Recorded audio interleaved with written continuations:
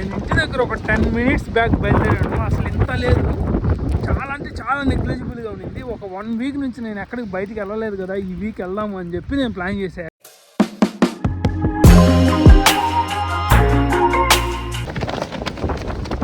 నేను ఇంటి దగ్గర ఒక 10 minutes బ్యాక్ బయలుదేరాను. అసలు ఇంత లేదు, చాలా అంటే చాలా నెగ్లిజిబుల్గా ఉండింది. ఒక 1 week నుంచి నేను ఎక్కడికి బయటికి వెళ్ళలేదు కదా, ఈ వీక్ వెళ్దాము అని చెప్పి నేను ప్లాన్ చేశాను.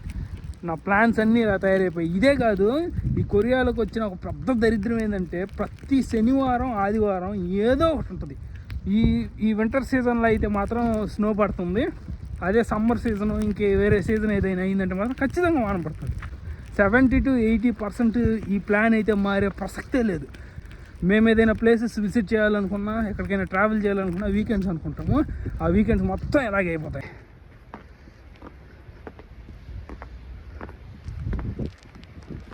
నేను ఇంటి దగ్గర నుంచి బయలుదేరినప్పుడు మామూలుగా అయితే యూజువల్గా వెదర్ చూసుకొని బయలుదేరుతాను. నేను వెదర్ చూశాను, స్నో ఉంది కానీ వెరీ లిటిల్ స్నోఫాల్ అని చెప్పి మెన్షన్ చేస్తున్నారు. అందుకని నేను గొడుగు కూడా ఏం వేసుకోలేదు, ఎందుకంటే మనం ఎలాగో సబ్వేలోనే వెళ్తాము, సబ్వేలోనే రిటర్న్ అయ్యి వచ్చేస్తామని చెప్పి. నేను ఇంటి దగ్గర బయలుదేరినప్పుడు అయితే అసలు ఏం లేదు, చాలా అంటే చాలా క్లియర్గా ఉండింది. సగం దూరం కూర్చోలోపు స్లోగా స్టార్ట్ అయింది. సరే ఓకేలే, తొందరగా వెళ్ళిపోతే బస్ స్టాండ్లోకి బస్సు ఎక్కేస్తాము, తర్వాత సబ్వేకి వెళ్ళిపోతాము, ఇంకా అదేం పెద్ద విషయం అవదులేమనుకో అనుకున్నాను నేను. ఇక బస్ స్టాప్కి ఒక 200 meters దూరం ఉంటుంది అనగా అప్పుడు స్టార్ట్ అయింది ఈ గాలులు స్నో మొత్తం కలిపి. అసలు ఆ 200 meters వచ్చేలోపు నేను ఎలా అయిపోయానంటే అలా అయిపోయాను. యాక్చువల్గా ఒక కన్వీనియన్స్ స్టోర్ ఉంటే ఆ కన్వీనియన్స్ స్టోర్లోకి వెళ్ళిపోయినా ఫస్ట్. అక్కడికి వెళ్ళిపోయి కాసేపు ఉండడం వల్ల కొంచెం కవర్ అయింది. మళ్ళీ ఇప్పుడు మీతో మాట్లాడుతూ ఒక 5 to 10 minutes వాక్ చేశాను అంతే. ఇదో అక్కడ కనబడుతుంది కదా ఆ ఎడ్జ్లో, అది మెయిన్ గేటు. అక్కడి నుంచి ఇక్కడికి వచ్చేలోపు అసలు కళ్ళుతో సహా మూసుకు పోయినాయి, ఆ విధంగా పడిపోయింది. అయితే నాకు సడన్గా మెసేజ్లు వచ్చేస్తూ ఉన్నాయి మొబైల్కి, weather alerts, like heavy snowfall ఉంది, ఎక్కడికి వెళ్ళొద్దు. మేము ఆల్రెడీ ప్లాన్ చేసేసి ఉంటుంది, నేను ఆల్రెడీ ఇంట్లోంచి బయటికి బయలుదేరేసాను, అప్పుడు పెట్టేశారు. మనం ఏం చేస్తాం, ఇంకా బస్ స్టాండ్ పక్కనే మా యూనివర్సిటీ ఉంటే ఇక ఈరోజుకి ప్లాన్స్ అయ్యాయి, వర్కౌట్ అవ్వు అని చెప్పి ఇక వచ్చేస్తా ఉన్నాను ల్యాబ్కి. ఈరోజు బయటికి వెళ్దాము, ఆ ఫోర్ట్రెస్ ఉంది, ఆ ఫోర్ట్రెస్ కవర్ చేద్దాము ఈరోజు అని అనుకో. కొంచెం ఫేమస్ ఫోర్ట్రెస్ అనమాట కొరియాలో, దానికి వెళ్దాము, దాన్ని ఒకసారి కవర్ చేద్దామని అనుకున్నాను. నేను కూడా ఇంతవరకు చూడలేదు, ఎక్కడికి పెద్దగా వెళ్ళలేదు, సో దానికి వెళ్దాం అనుకున్నాను. బట్ ప్లాన్స్ మొత్తం అయితే గందరగోళం అయిపోయి ఒక్కసారి ఒక్క స్నో దెబ్బతో. ఈ స్నోకి ఇది సరిపోయిందేనా, ఇది కూడా అనవట్లేదు, లాక్ అయిపోయినట్టుంది. ఇక వేరే దారిలో వెళ్ళాలా.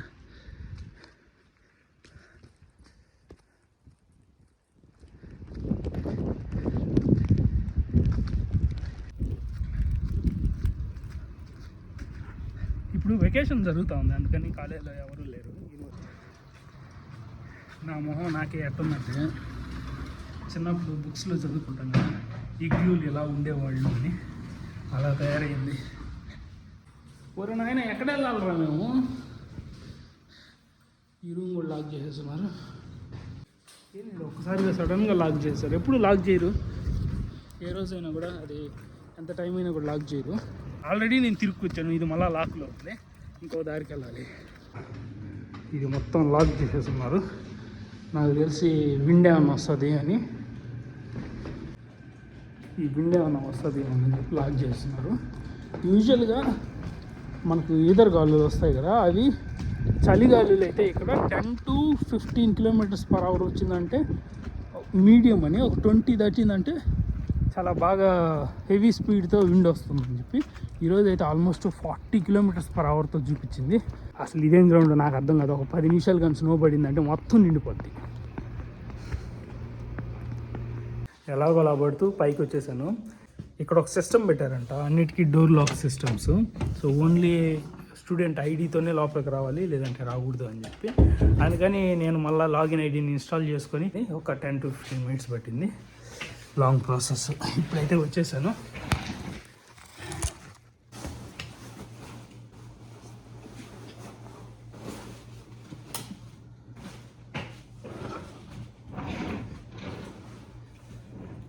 ఇప్పుడే ల్యాబ్లోకి వచ్చేసాను.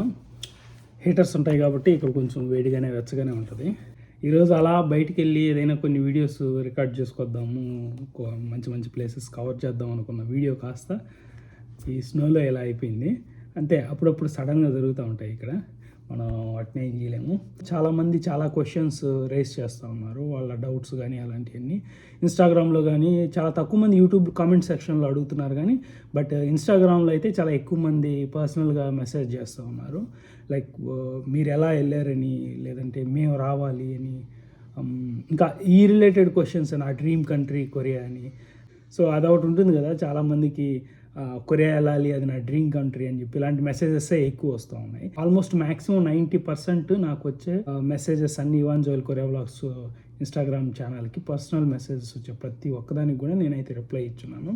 ఇన్ కేస్ నేను ఏదైనా రిప్లై ఇవ్వలేకపోతే అలాంటి క్వశ్చన్స్ అన్నీ ఒక చోట నోట్ చేసుకొని ఒక లాంగ్ వీడియో Q&A సెక్షన్ టైప్లో ఒక లాంగ్ వీడియో చేయడానికి ట్రై చేస్తాను. మీకు ఏమైనా డౌట్లు ఉంటే యూట్యూబ్ లేటెస్ట్ వీడియో కామెంట్ సెక్షన్లో మీరు కమెంట్ చేశారంటే, ఎందుకంటే మోస్ట్ ఫ్రీక్వెంట్లీ ఆ వీడియోస్ని చెక్ చేస్తుంటాను కాబట్టి నాకు అర్థమవుతుంది. నేనైతే అలాంటి క్వశ్చన్స్కి రిప్లై ఇవ్వడానికి ట్రై చేస్తాను. ఇక ఈ వీడియోలో అందరూ అడుగుతున్న మోస్ట్ కామన్ క్వశ్చన్ ఒకటి ఆన్సర్ చేద్దాం అనుకుంటున్నాను. బ్రో మీరు జాబ్ చేస్తున్నారా అక్కడ అని ఎక్కువ మంది అడుగుతున్నారు. లేదండి, నేనైతే జాబ్ చేయట్లేదు, నేను ఇక్కడ స్టూడెంట్, ఇక్కడ నేను చదువుకుంటున్నాను. సో ఈ డౌట్ అయితే క్లియర్ అయింది అనుకుంటాను. ఇంకేదైనా డౌట్స్ ఉంటే మీరు కమెంట్ సెక్షన్లో, లేటెస్ట్ వీడియోలో కమెంట్ సెక్షన్లో you can comment on that. So నేను ఫ్రీ టైం చూసుకొని నేను Q&A చేయడానికి ట్రై చేస్తాను. So that's it for this. Please subscribe to Ivan Joel Korea vlogs. Maximum మంచి కంటెంట్ తీయడానికి ట్రై చేస్తాను. మీకు ఏదైనా చూడాలనిపించిన ప్లేసెస్, మీరు ఎక్కడైనా యూట్యూబ్ ఆర్ K-డ్రామాస్ ఇలాంటి వాటిలో చూసిన ప్లేసెస్ ఏమైనా ఉన్నా కూడా మీరు సజెస్ట్ చేయొచ్చు. If possible I can visit and cover the video also. So thank you all for watching. See you in our next video. Bye bye.